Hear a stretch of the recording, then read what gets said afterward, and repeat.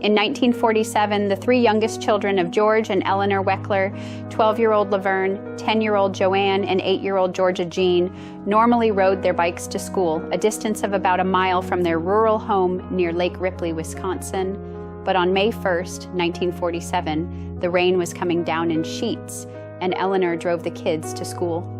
That afternoon, Georgia Jean's class was dismissed much earlier than her siblings' classes.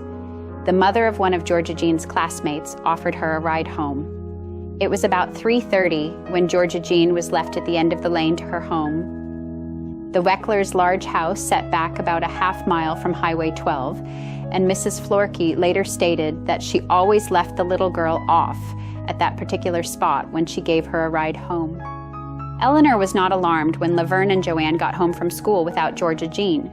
She thought that maybe her husband had seen Georgia Jean on his way into town and decided to take her with him. But when George came home alone at 6 that evening, Eleanor began to panic. She called some of the neighbors to see if anyone had seen Georgia Jean after school.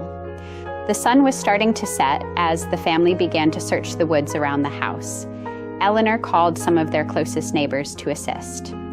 By the time full darkness had settled over the farm, the woods were full of searchers. After a couple of hours without any success, George decided that they needed to get the police involved.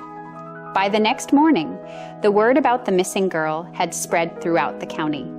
Hundreds of people came from miles around to lend a hand. Policemen from neighboring towns joined in, and soon people were walking shoulder to shoulder through the woods looking for the little girl. By the end of that first full day of searching, a truck driver confirmed the worst fears of the searchers. He had been driving on Highway 12 about the same time Georgia Jean was dropped off by Mrs. Floerke. He spotted a dark-colored car pulled off the side of the road not far from the lane to the Weckler home. The truck driver also saw a young girl skipping down the road. It was the last confirmed sighting of Georgia Jean.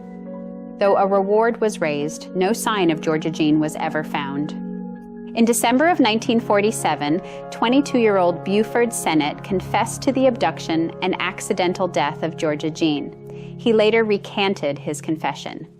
No charges were ever brought in the case,